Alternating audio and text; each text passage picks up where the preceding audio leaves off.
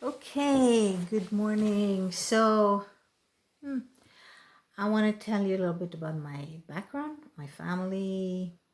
I come from two worlds. One is a Jewish, Polish family, and another one is the Swedish Viking part.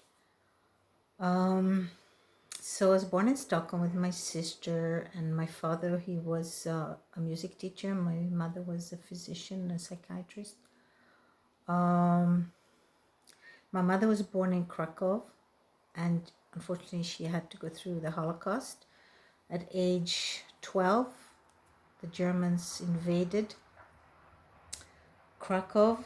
1st of September, Poland was taken, and she went through many stages in the time of the Holocaust, from being in the ghetto from 43 to 45, 1943 to 1945, Krakow ghetto, and then the Plaszow concentration camp, and then Bergen-Belsen, and before that Auschwitz as well. Her way to survive was to write poetry. Her mother was the one that kept her alive during the camps. She taught her mathematics, English. She showed her another way to look at the world and remember the past, and keeping her mind focused on other things than the horrors around her. I think that made her survive as well. Plus, my grandmother Felicia was a very powerful woman that kept her alive all the time. I remember my mother used to say she owes my grandmother her life. I mean, she feels that her grandmother, I'm sorry, my mother used to say, I owe my life to my mother. So basically, my grandmother kept her alive when she was weak and during the different horrible trials that they had to go through. So she felt like she is the one that kept her going. And unfortunately, my grandmother passed away just a few days after the liberation in May 1945 in Bergen-Belsen. And my mother was devastated and taken with the white buses to Stockholm. No, actually it was Malmö. And then later on she went to Stockholm. There was white buses and some were white boats that brought a few thousand Jews to Sweden after the war ended. And it's a very sad part of my history and childhood, but I felt my mother was really, really very clean about sharing the stories and clear about what to share, not to make us children not too scared. She wrote a lot of poetry. She went to psychiatrists, and then she became a psychiatrist as well to process what happened in the Holocaust. I mean, that's pretty intense. I mean, psychology is one thing, but psychiatry, that's like really deep processing of trauma. So I think she wasn't very, should we say, difficult like to grow up with. Like I've heard some terrible stories of people going through trauma. She had her moments where she would sit and cry a lot. I think she processed most of it through working really hard as a professor and a doctor and a scientist. That was her way to sort of, I've got to save lives because I've seen so many who were killed and tortured and burnt and annihilated. So she was very much a workaholic, driven to save the world. But I don't feel like I remember many terrible emotional traumas with her. It was more love and kindness. Sometimes there was some difficulties. In terms of my own heritage, I also a bit of a workaholic. have to save the planets, and it's not good because sometimes it's good to just lie on the beach and do nothing, which I do a little bit. So that's my dear mama. She was my hero, my Gibraltar rock.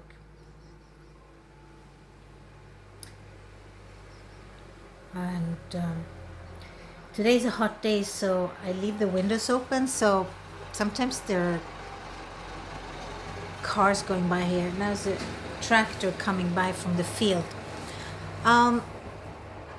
So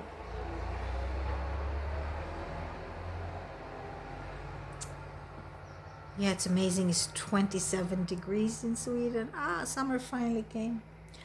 Anyway, so I'm very thankful for what my mother gave me, and it wasn't easy, of course.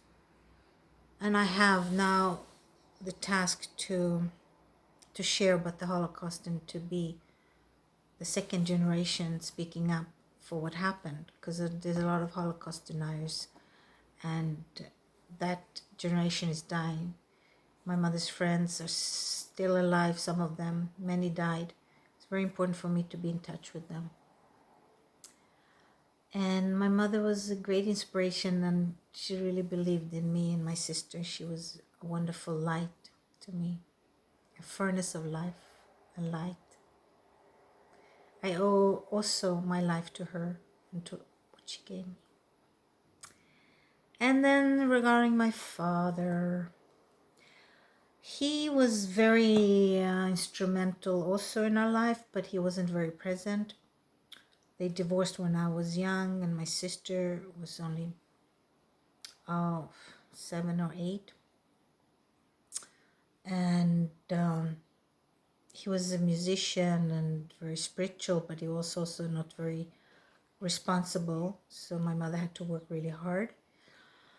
And then we moved to Israel, and we kept the contact with him. He was full of life and very spontaneous person, and fun and musician, and seeking the truth as well as my mother. When they first met, they met when my mother came to some medical evening symposium, and she was trying to ring the bell to get in, and didn't work, so he came down to open, and she says they were looking through the window pane to say, hi, how are you coming in here, and this and that, and they just looked at each other and fell in love. Ding! And then they played four-hand piano all night and got married after 2 weeks. That's why she stayed in Stockholm. She actually went to study 4 years in Dublin to become a physician. After the war, her cousins paid for medical intuition. And then that's how she met my father. Later, she went back to Stockholm for something. And so, yeah, we were brought up in Sweden. And then we were in Israel a few years and came back also when I was a teenager. And there I studied in an art and sculpture school. It was really, really wonderful time. And then architecture school. And then I did the army. No, I think I did the army before the architecture school, sure. I did the gymnasium with arts orientation, and then the army. And then I did the university studies in architecture. That was my BA in design. And then I met my ex, my husband, and we got married in Israel, in Jerusalem, under a beautiful chuppah. It was really great. And then we moved to California, and there I studied a lot of different things, and that was amazing. A whole new world opened up. I studied how to become an artist, and also studied my master's in psychology and reinvention of work and drama therapy. So it was a very rich time where I lived there. And then we divorced, unfortunately.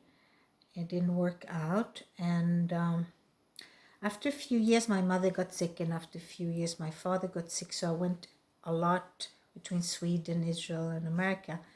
And then I decided I don't want to leave my mother, who was a Holocaust survivor, alone. So I closed everything in America and came back to Israel.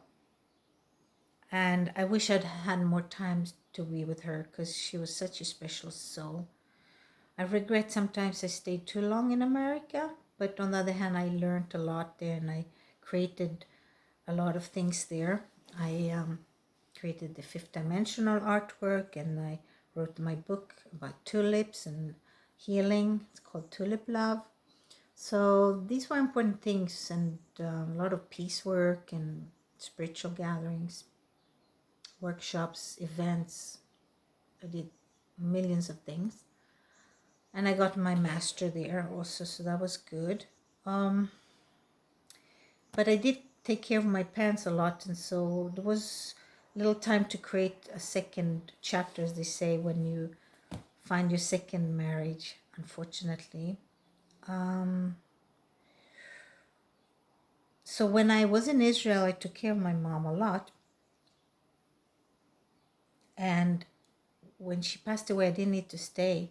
I could go back to do my work in California. And I studied Kabbalah in Tel Aviv during the time I took care of her. And I just started to fall in love with the Judaism, with the roots of Kabbalah. I fell in love with the deeper meaning of everything that is so poignant, and not take everything too harsh, because there's always a bigger picture and God is everywhere, and just have a deep trust now, and that we're not alone. And this is a learning, we're all going through a learning process as souls in this world. So that gave me a lot. So then I didn't need to stay in Israel anymore after my dear mom left, but I became now more into Judaism, and I celebrate Shabbat, which is beautiful. It just gives me so much peace and beauty, like resting my mind, resting my beinghood, resting from the week's intensity. I'm just very involved with a lot of things. And then it's great to, break the bread and bless the wine and bring friends and family around the table. Fortunately, during this quarantine, I've been like so depressed during Shabbat, sometimes alone, sometimes with a friend or two. And there was a point also I was doing Shabbats with Chabad. That was really beautiful. Oh my God, but it's Shabbat is for celebrating together. I mean, life is to be celebrated with people. So it's been challenging times, this pandemic, but God willing, it will ease up. What else? That's my life story in a nutshell. Yeah, it's been rich, and also a lot of difficulties losing all my family and friends. Not all my friends, a lot of friends that I have, and I adopted 2 sisters and their kids, and so I'm Doda Eva or Doda Jinjit, so that's fun, and I love them. And I have my cousins who have kids and grandkids, and I have a lot of beautiful people in my life, so I'm really appreciating that. Okay, all right, so God bless, be well, be happy, be joyous.